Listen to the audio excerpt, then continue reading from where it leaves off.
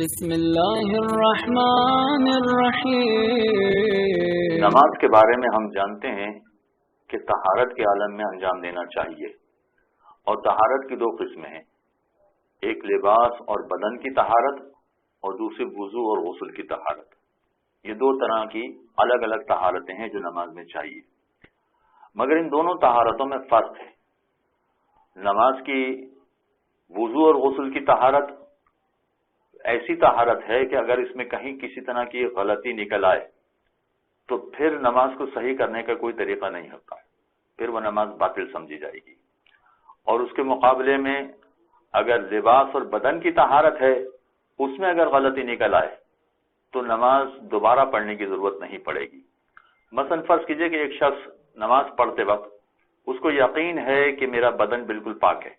اس کو یقین ہے کہ میرا لباس بالکل پاک ہے۔ نماز پڑھنے کے بعد کہیں سے اس کو پتہ چلا کہ نہیں، میرا لباس تو پاک نہیں تھا، میرا بدن تو پاک نہیں تھا۔ مثلا اس پہ خون کے چھینٹے اڑے تھے، جسے عام طور پر جلوس میں جاتے ہیں تو ماتم دیکھنے والے افراد جو زنجیر کا یا قمع کا ماتم دیکھ رہے ہوتے ہیں، ان کے لباس پر یا ان کے بدن پر خون کے چھینٹے آ پڑتے ہیں۔ اگر وہ چھینٹے ایک پور سے زیادہ ہوں تو ایسی صورت میں نماز نہیں ہو سکتی، ان کو پاک کرنا پڑے گا۔ اگر لباس میں لگ گیا ہے تو لباس کو پاک کرنا پڑے گا، بدن میں لگ گئے ہیں تو بدن کو پاک کرنا پڑے گا۔ لہذا نماز پڑھتے ہوئے، نماز پڑھنے جب کھڑا ہوا یہ شخص تو اس کو معلوم ہی نہیں تھا کہ میرے مثلا پشت پر خون کا دبا تھا، کوئی عزادار قریب سے گزرا تھا، اس کے خون کے دبے میرے لباس کے پیچھے والے حصے میں لگ گئے، اس کو اندازہ ہی نہیں تھا اور نماز پڑھنے کھڑا ہو گیا۔ جب نماز پڑھنے کھڑا ہو گیا تو اس کا مطلب ہے کہ اس کو یقین ہے کہ میرا لباس پاک ہے، جبکہ اس کا لباس پاک نہیں ہے۔ تو اگر یہ یقین کے عالم میں کہ میرا لباس پاک ہے نماز پڑھنے کھڑا ہو جاتا ہے، بعد میں کوئی اسے بتاتا ہے کہ ارے آپ نے نماز پڑھ لی مگر آپ کے پشت پر، قمیض پر خون کے دھبے لگے ہوئے ہیں،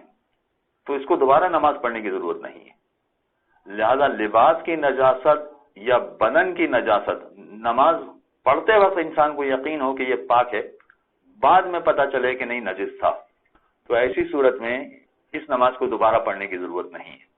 ہاں، اس بات کا تذکرہ ضروری ہے کہ اگر فرض کیجئے کہ کسی کو معلوم ہو جائے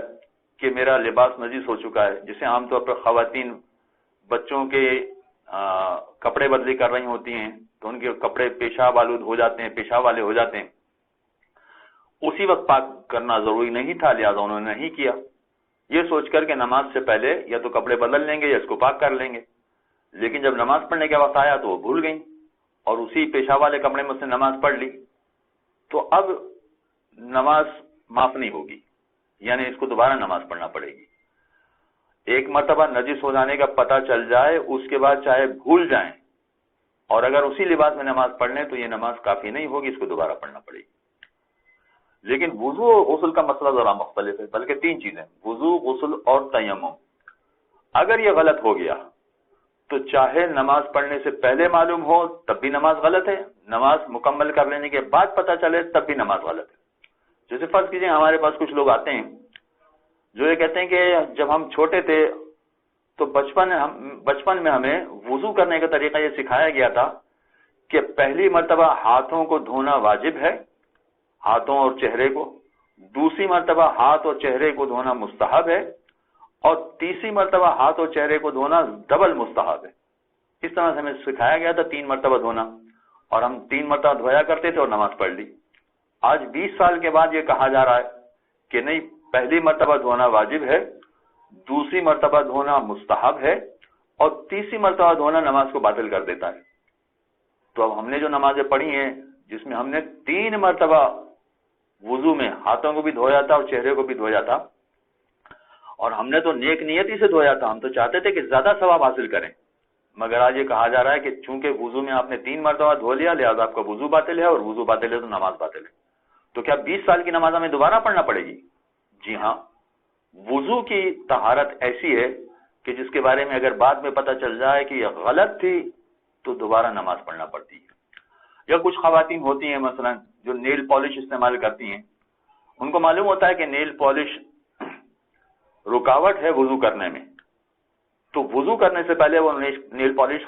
ہٹا دیتی ہیں، ختم کر دیتی ہیں، لیکن نماز پڑھنے کے بعد اگر ایک ذرہ نظر آ گیا نیل پالش کا،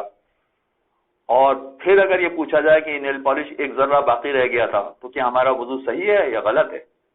جواب یہی دیا جائے گا کہ نہیں، غلط ہے، اس لیے کہ ایک ذرہ بھی اگر وضو کے اعضاء میں پانی نہ پہنچے، پانی نہ لگے، تو وضو صحیح نہیں ہوتا ہے، اور اگر وضو صحیح نہیں ہوگا تو نماز بھی صحیح نہیں ہوگی۔ لہذا وضو، غسل اور تیمم، یہ تین طہارتیں ایسی ہیں